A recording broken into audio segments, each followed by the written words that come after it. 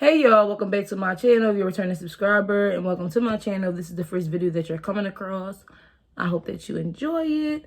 So if you don't know what I do with this series, I read at least like 2 topics and then I give my commentary, and then you can give yours in the comments below. So yeah, and I don't read them ahead of this video, so let's get right into it. The first one looks kind of long, so we may break this up, but I'm not sure. Let's see. Am I in the wrong for lashing out at my brother and sister-in-law for dropping their kids off at my place even after telling them not to? I automatically would say no, but let's get into it. So I, 30 female, live with my husband and my pets.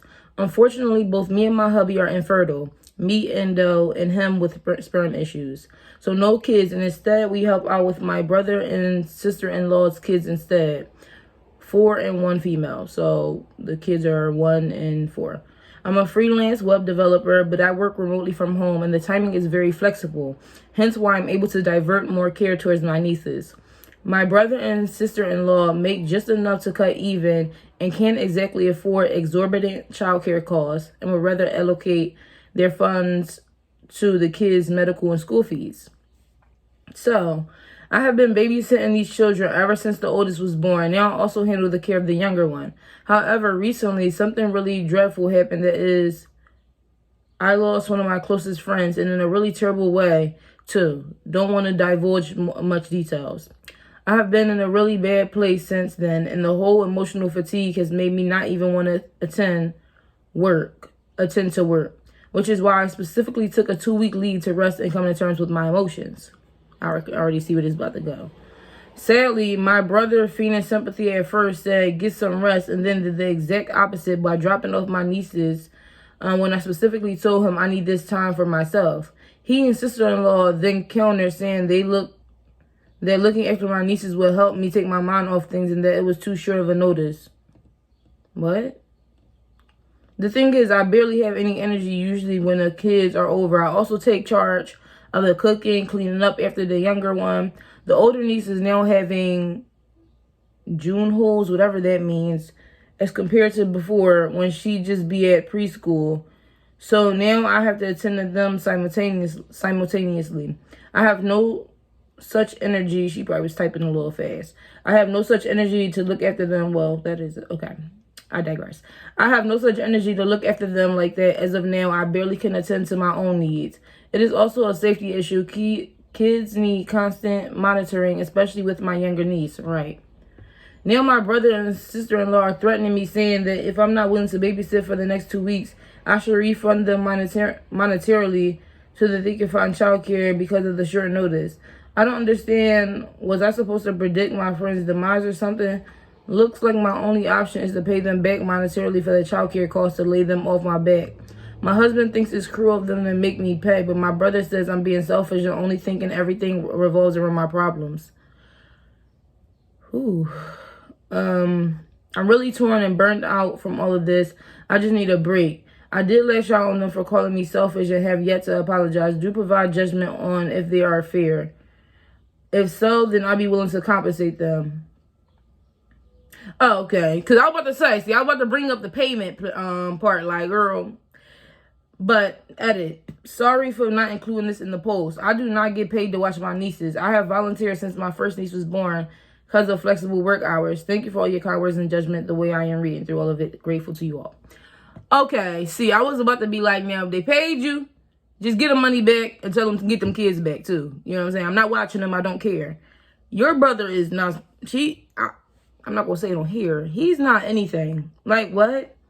You're going through this, and he thinks that you watching his kids is more important. Like, that's like, it literally is somebody grieving, and you're saying, well, my kids are going to take your mind off of it. So just basically something that's going to only benefit you in the end. Because watching kids is draining. It's fun. It can be fun, but it is draining because kids take a lot of energy out of you naturally. Especially when they're 4 years old and 1 year old.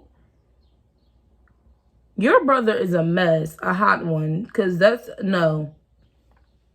And I probably, even after that, I would let him, yeah.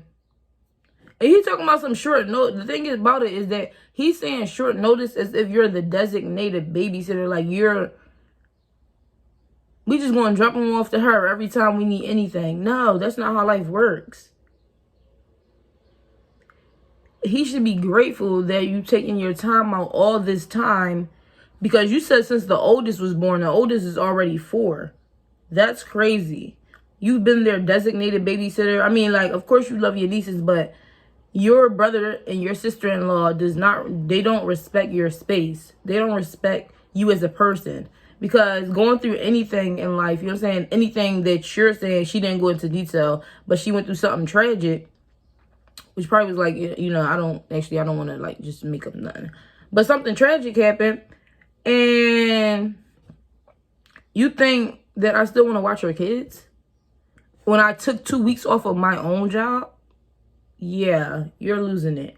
Let me know what y'all think about that story, because at first I was going to say, yeah, just give the money back, because the way they said it was, you need to compensate us. And then he want money for her not watching the kids. That just threw me around, because at first I'm like, oh yeah, just get their money back. Just get their money back. Get them kids. Bye. I'm not watching them. I don't care. But she volunteered. So basically now I'm getting that the brother want her to pay because she can't watch the kids, so they got to pay somebody else. Like, they actually have to pay somebody now. They can't just use her. Girl, if I was you, I'll let them burn it out a little bit more. I'll let it burn it out just a little bit more than them 2 weeks, because she seemed like a really nice lady. Like, just give her some time to, you know, get herself together. And I wouldn't even say that. If I was that lady, I'd have been like, yup, yeah, I ain't watching them kids for a little minute. Love you, Nisi Poo, love you. But then you got to set that boundary between their parents, because their parents think you are their caregiver. Like, their parents think that you're their babysitter whenever. No. And you've been watching them consistently because you work from home since the oldest was 4? No. Let me know what y'all think about that story. That's crazy. Let's get on to the next one. So, the next story is, am I in the wrong for not allowing my brother-in-law anywhere near my youngest child and refusing to have a paternity test? We're going to actually save that for the next one. Yeah, we're going to save that for the next one. Come back, and the next episode is literally, I'm going to actually record and upload twice today. So, yeah.